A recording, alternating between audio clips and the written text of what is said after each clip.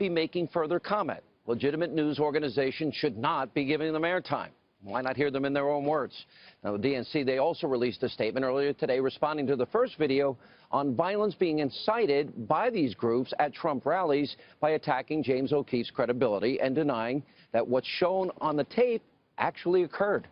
And Robert Creamer from Democracy Partners, in a statement, he said he would be, quote, stepping back from his campaign commitment, saying he did not want his presence to be a distraction.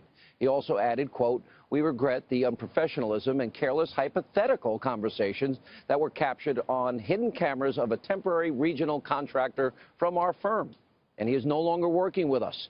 Now, while none of the schemes described in the conversations ever took place, these conversations do not at all reflect the values of Democracy Partners.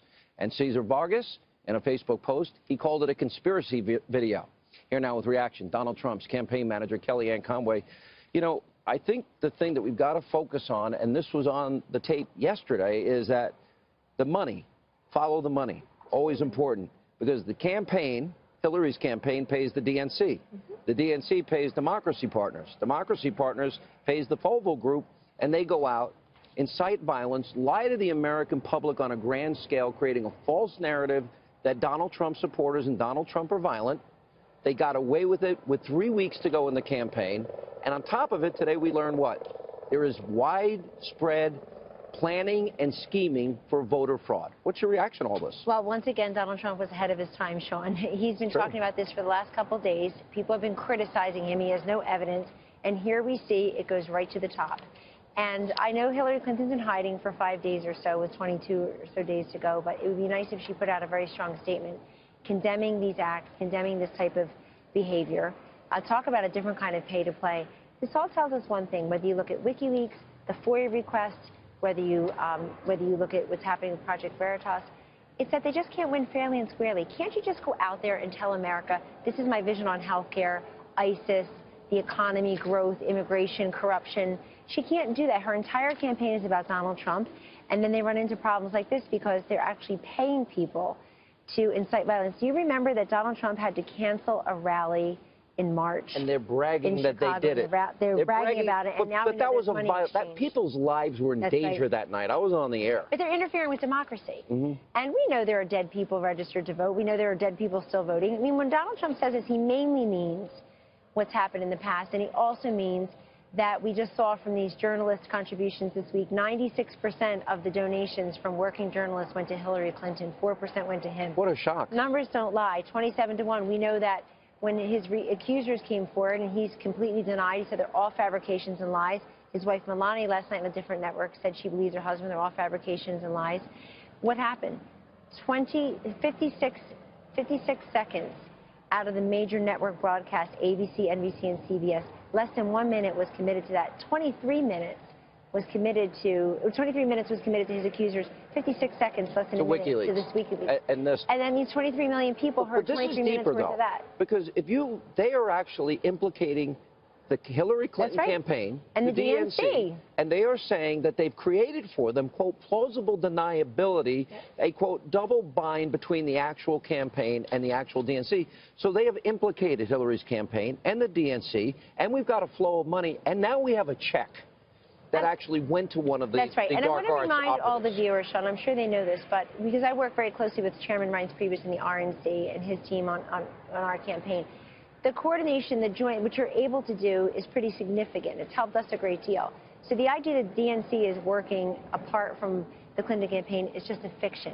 That's not true. Everybody's working together. We also know from WikiLeaks that the DNC, the chair of the DNC was giving the question and answer to Hillary Clinton before one of her town halls.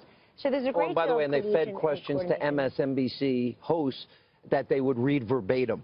And these working journalists said, hey, if you want to edit anything out of here, if I'm over the line. Oh, that's Politico, that's the New York Times. And so, so excuse Donald Trump if he says, wow, I think there's some collusion going on here. Not everybody, and not most people, perhaps. But this is exactly, what does all this mean? All this means with 3 weeks to go, we have the freshest and I would say greatest body of evidence to date of Donald Trump's entire point about the rigged, corrupt system, about a Washington that doesn't work for anybody except money insiders. Especially because there is collusion on another side, too, with the emails. We have now discovered that the State Department and the Justice Department and the Obama FBI. White House. Yes. Wait a minute. They were colluding with the Clinton campaign in terms of giving them information early. Obama told the American people, he said to them straight up, I didn't know about this until I read it in the press. Meanwhile, he was emailing Hillary. He was. And then John Podesta suggested, well, maybe we shouldn't turn over those emails, which are under subpoena. That's called obstruction of justice. It is. So you've got collusion on a very high level on all of these issues. And for what purpose? All for political gain and putting everybody's security at risk, national security at risk. The other thing that's very disappointing in these emails is you find out more of what Hillary Clinton and her senior team thinks of all of us. Yeah. Thinks of the American people. If they're not irredeemable and deplorable, John Podesta said that he wished the San Bernardino shooter's name was Chris Hayes. Chris Hayes. I mean, it's unbelievable. Yeah. And then the other thing she said, she didn't like to use the term, what, average American? Average American. Yeah. She wasn't comfortable with it. Wasn't comfortable By the way, with that. she's not comfortable with a lot of things because apparently after 30 years, she's still trying to find her voice. They said, what's her core? What issues will she run on? I mean, I'm going to put up on the screen real quick, and I know you got to go, and we'll roll the WikiLeaks, and I'll get into this with Newt Gingrich in the next segment. But these are all the things that have been exposed. John Kerry apparently shut down Julian Assange, and they now cut off his internet access. I say free Julian in the 3 weeks we have. Here's my question as we roll this. Do you think the public can absorb everything with Project Veritas, with WikiLeaks, and fully process it to the point where they understand the deep level of corruption, collusion, and contempt that the Democrats are showing for the American people? I have great faith in the wisdom of the people. Yes, they can distill it. I didn't mean it that way. I mean, do you think they can absorb it in 3 weeks? Yes, I do think so, especially if Donald Trump mentions it tomorrow night in a very cogent fashion. The two I would pick out from your list there that really caught my eye today is the Clinton Foundation. Oh, it is. No, there are footnotes. More on the website. The Clinton Foundation was paying the men double the amount, and somebody got $346,000 to run a foundation. Wow, that's a lot of money. But double the women, the gender gap, the pay gap by gender at the Clinton Foundation approximated, frankly, the gender gap in pay at the State Department. The other one I wanted to point out to them is they put these VP nominee prospects in food groups. And if you look at the list, it's like the women, the non-politicians, the, quote, white men. The needy Latinos is another part of that. I mean, it's really a disgrace. I was involved when Donald Trump was selecting his vice presidential running mate, and I assure you that that names were mentioned, human beings, the actual people were mentioned, not food groups based on their gender and their ethnicity.